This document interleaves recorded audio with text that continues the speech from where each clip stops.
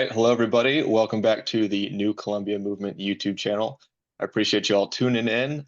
I'm pretty excited today because I get to sit down with a very special guest, somebody that I've wanted to talk to for a while, and somebody that we have, as an organization, have been working very closely with. But before we get to that, if this is your first time here, please consider subscribing to the YouTube channel. It really helps us out as far as spreading our message and hopefully getting more members on board. And if you like this video interview and you want to see more of this kind of stuff in the future, please consider dropping a like down below and a comment. That always helps out. So without any further ado, I want to introduce our special guest today. This is Kelly with Protect Texas Kids. She's been doing some fantastic work down there. And if you haven't seen what she's doing, you should definitely check it out. But I'll let her go ahead and introduce herself. Hello, my name is Kelly Nider, and I'm the executive director of Protect Texas Kids. We started our nonprofit about a year ago, and we've just been fighting against all of this, the indoctrination and the grooming in schools, and then these kid-friendly drag shows that have been going on down here. Yeah, you guys had an eventful weekend this weekend, didn't you? Yes, we were out at Dallas Pride was hosting a big kid-friendly Pride Fest with a drag show. It got kind of crazy, but yeah. Yeah. Well, we'll get into that a little bit. But I kind of want to start and just give you an opportunity to talk a little bit about who you are, what your background is, and what Protect Texas Kids is, and what you guys are trying to accomplish. So I started Protect Texas Kids as I was graduating from college. I'm sorry about my dog. He's a little stirred up apparently. I had been leading my Young Conservatives of Texas chapter at the University of North Texas. I'd been there for 3 years. And as I was leading that, the students I encountered at my university were just so far left. I mean, even when we started our YCT chapter, we weren't really doing much campus. We were just kind of doing like social events and getting dinner together. But even just doing that, like we received so much hate that I just decided, if they're going to hate us anyways, we might as well do activism events and stuff like that and really have a voice on campus. And so that's what we started doing. And then I think every semester I was at UNT, we made the national news just because of not because we were doing anything that special, but because the reactions from my classmates were so violent, literally just because we were, Christian conservatives expressing our viewpoints. And throughout all of that, I kind of just came to the conclusion that, this doesn't start, these people don't get this way just because they step foot on a college campus. I think that, my classmates were introduced to these very far left ideas starting as early as kindergarten. And so by the time they get to college, they're already very well open to it. And then they just get even more brainwashed. And so I started Protect Texas Kids, hopefully to fight against that. And like I was saying, we really want to, look at the education side of things and get this stuff out of our schools. But we're also looking at, outside of schools with these drag shows and pride events for kids, along with the child gender mutilation. We really want to see that banned as well. So that's pretty broad, but that's what we're working on with Protect Texas Kids. Yeah, it seems like Texas is an interesting place to have all this happen too. You were talking about, how they hated you just because of what you guys were doing, which you alluded to not being that much. And this is a point that I try to make a lot of times. Like even just the smallest level of uncompromising resistance is enough to rattle their cages so much. And it's amazing. We can kind of see it right now with maybe the first Pride Month, where it seems like things are at least slowing down a little bit as far as just the overtures from all the institutions towards this whole Pride agenda. But the littlest amount of resistance that can actually be coordinated by people on our side really has a positive impact. And we saw this with like the Bud Light thing recently. And that seems to really have kind of had a waterfall effect onto a lot of these other big companies and institutions. Not to say that we're anywhere near the finish line, but it is interesting when you just start to put the littlest amount of pressure, how quickly some of these people will fold, and that's kind of encouraging, I would say. Yeah, I've been talking to a lot of people that have even said, their workplaces usually, roll out the red carpet for Pride Month and they make everything have a rainbow on it. But this month, just because, like you said, because of Bud Light and Target and everything, people don't want to deal with that backlash, so they're kind of toning it down. So hopefully we can continue to get them to tone it down because we still have a lot of work to do. But it's definitely been encouraging to see that, people are fed up with it and companies are starting to, realize that. Hmm. And I was saying Texas seems like an interesting place for this to happen because it really feels like there's a confluence there. Um, I'm not a Texas guy myself, but I've got family in Texas. I've visited the state a few times. And I think just watching the political dynamic change over the years, there was this very apparent blue wave that was kind of flowing out of California into a lot of these other states. And perhaps you can see this most apparently in a city like Austin in Texas, where you have a lot of this kind of liberalism that's fleeing the policies of their own state to come and start to incorporate their own policies in other states.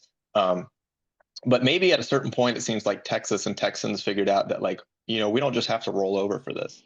And we don't want to be a part of that blue wave that just seems to be rooting out a lot of the conservative principles that people in these other states value. Do you feel like that this attempt at liberalizing everything in the United States has kind of hit a brick wall down in Texas, and that the local people there are definitely not putting up with it? I do think that people are really starting to see that, but I don't know, looking at like how the legislative session went and how some of our, Republicans, our conservative Republicans voted, they're not really voting how we want them to as conservatives. And I think that more people really are starting to see that, but we're not to the point yet where everyone is awake to that fact.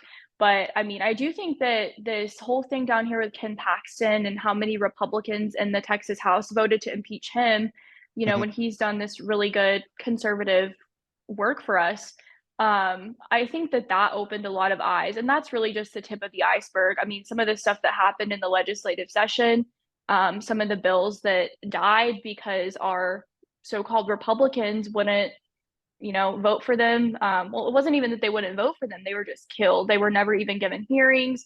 I think that the more people see that, the more eyes are opening. But you know, it's just it's sad to me because when I was growing up, I always thought Texas was this great red state, and it's really not. It's We have a lot of rhinos, but it's definitely more purple than anything.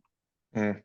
Yeah, that's unfortunate. I think a lot of people want to have these places of refuge, and perhaps maybe like Florida is a better representative of that right now than Texas would be.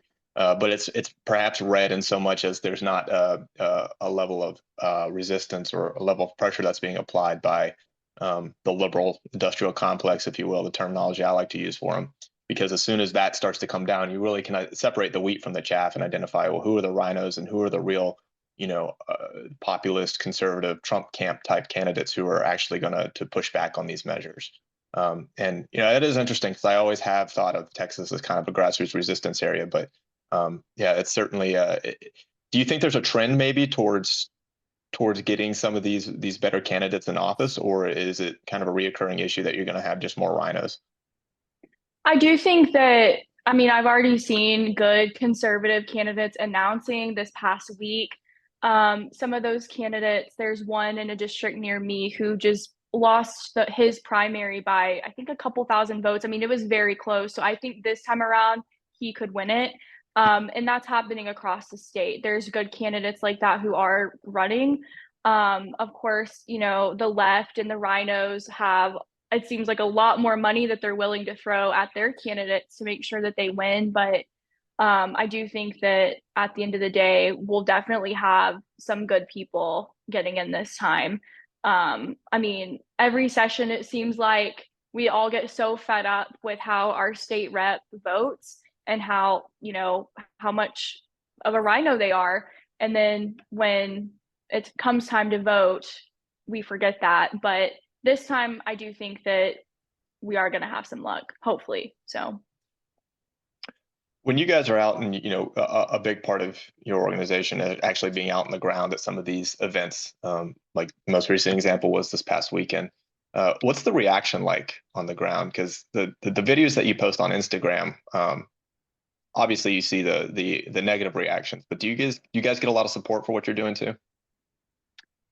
um, Overall, it's much more negative than positive, but like even this past Saturday when we were out there, I know that we did have some good conversations with people. They were going into the Pride Fest, but talking to them, they see our signs that say, mine said like keep kids out of Pride Month. So we're going into this, and they came up and just said, we didn't realize that kids were even allowed into this, and they thought it was wrong.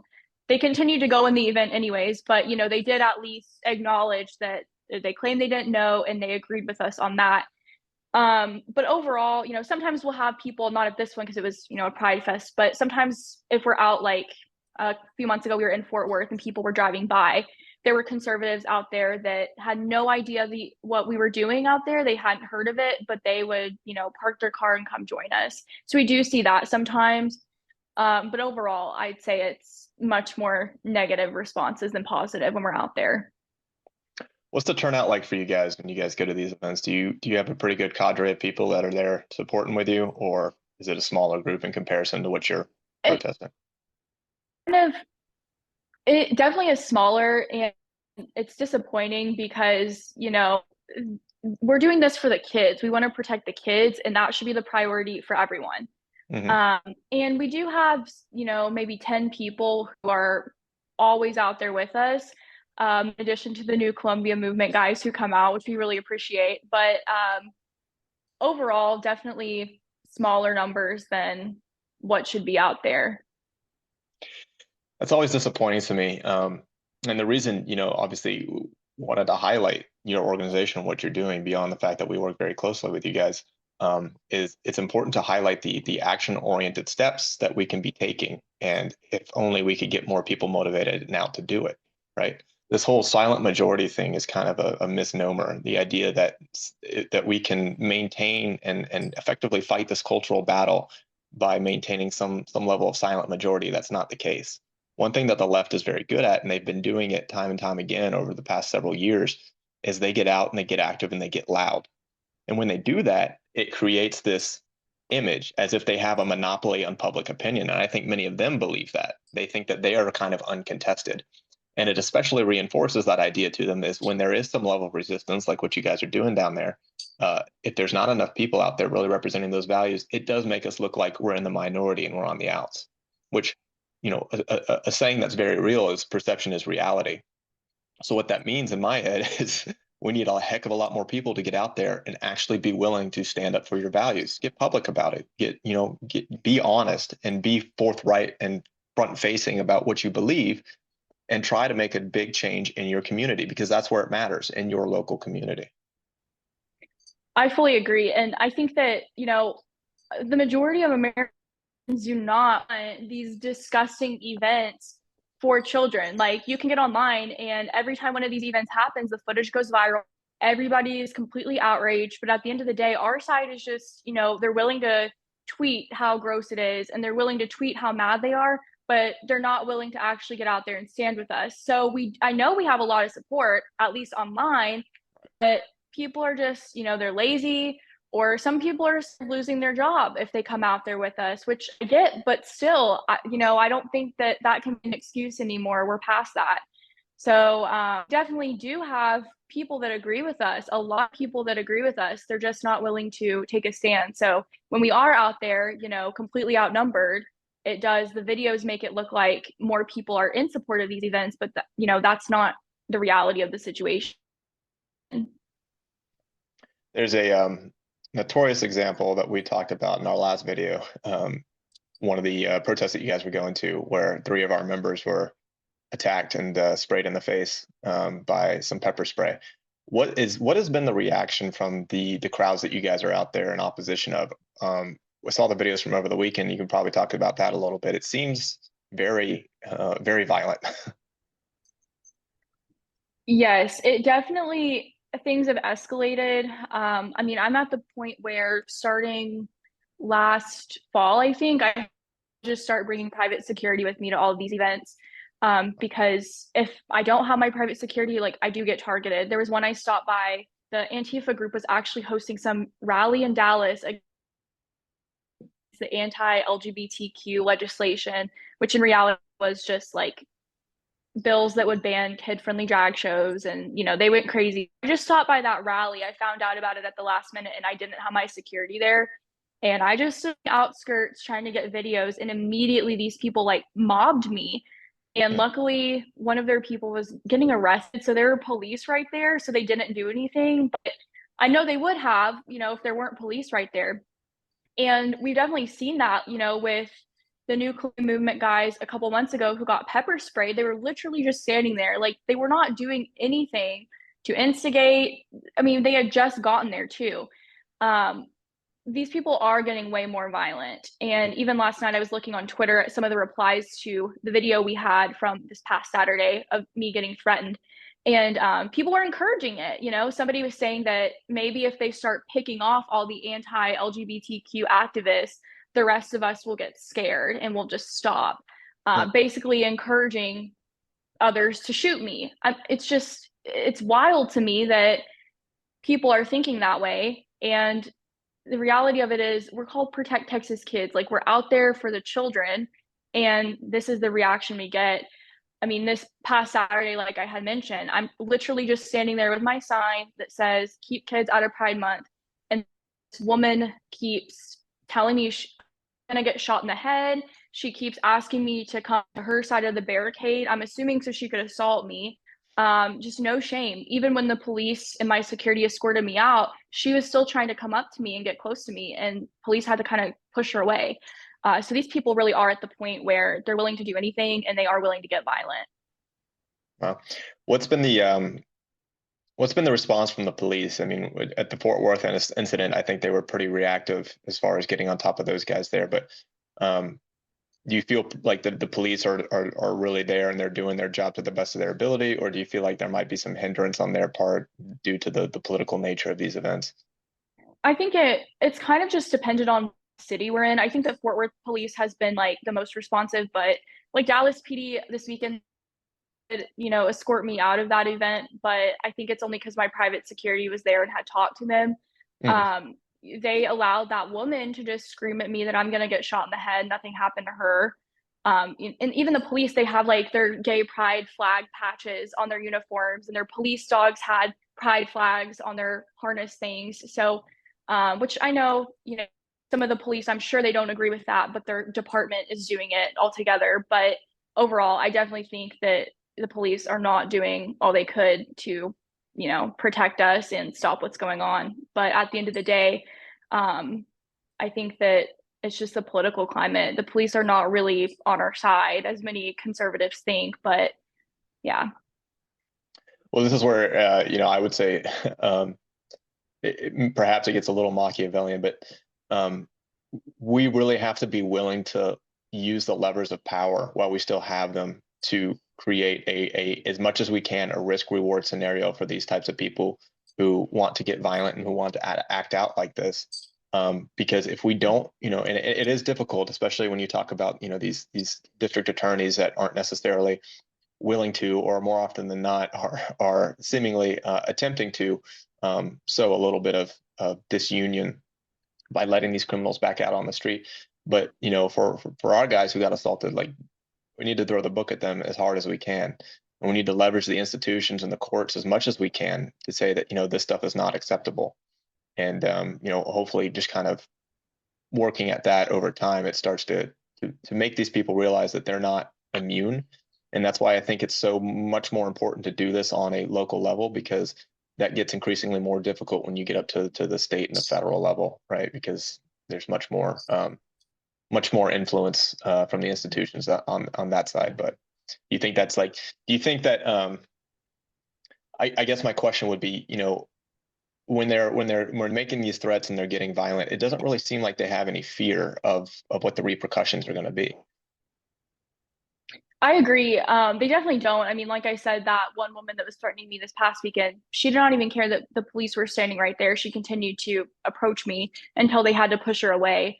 But I think that what we're seeing, like with the incident that happened in Fort Worth with the New Columbia guys who were pepper sprayed, um, the Antifa people that were at that event, they have not come back at all. So they were even too scared to come to this protests that we had in Dallas, because they knew the police were going to be there, and now they are seeing that, you know, there are repercussions, there are Mhm. consequences to their actions, at least in Fort Worth.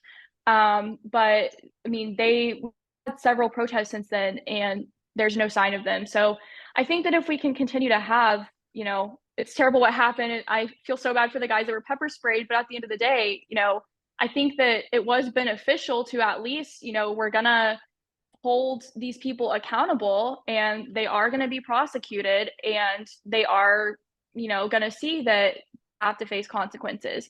And we're already seeing that, you know, they've been scared off basically. So I'm hoping that that can continue, and maybe we'll have less issues with them, but we'll see.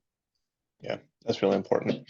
What would you say the strategy is for you guys going forward? What's your kind of goals with what you're working on, and how do you plan to achieve those goals and to grow what you guys are doing down there?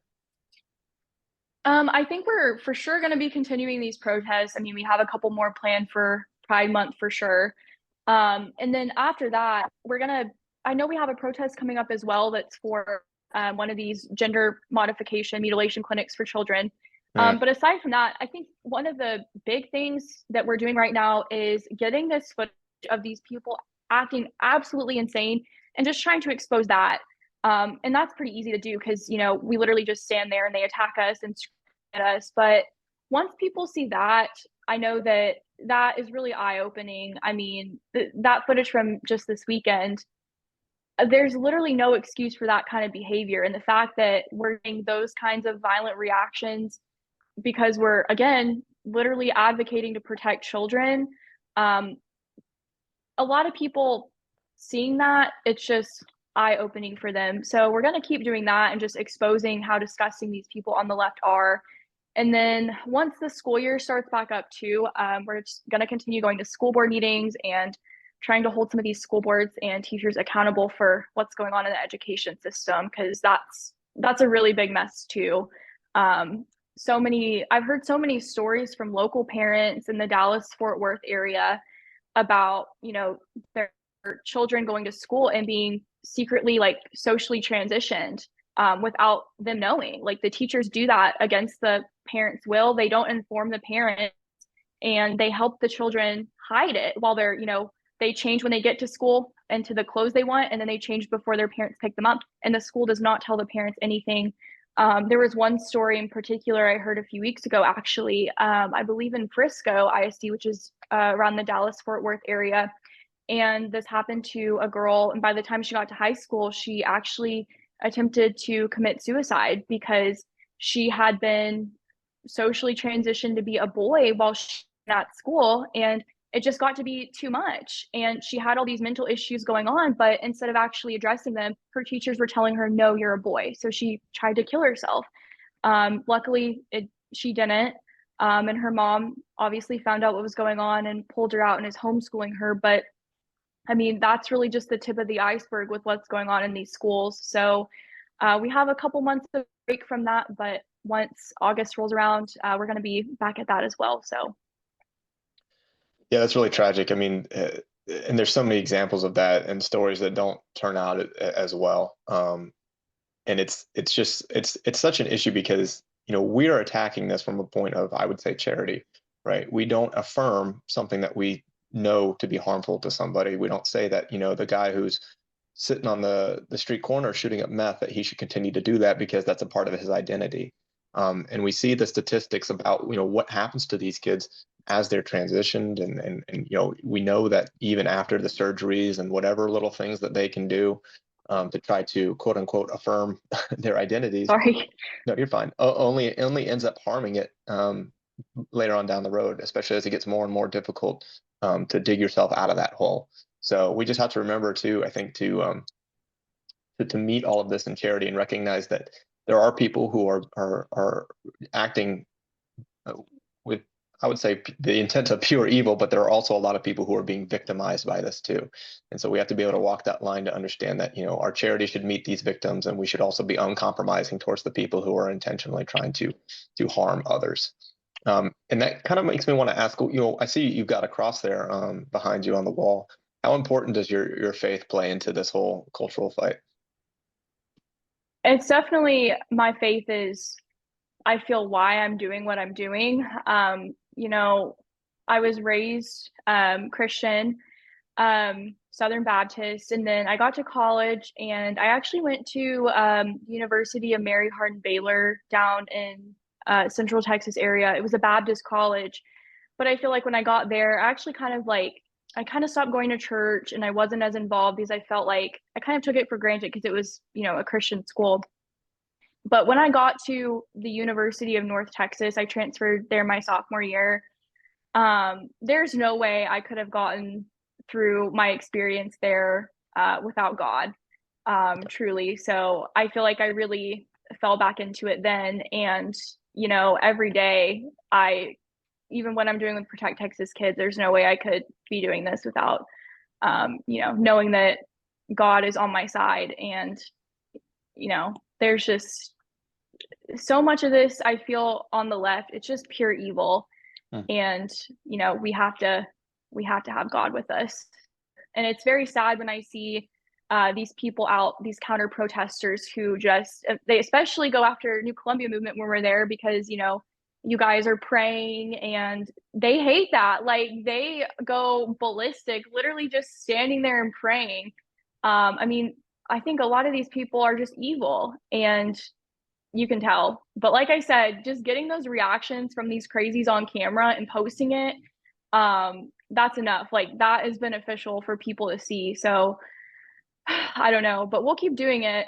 And I really appreciate that they've been able to come out to all of our protests because having them there, even this Saturday after I was like threatened and screamed at that I was going to get shot, I turned to my security. I was like, let's just go stand behind the New Columbia movement guys. Like, let's just take a break and stand back there.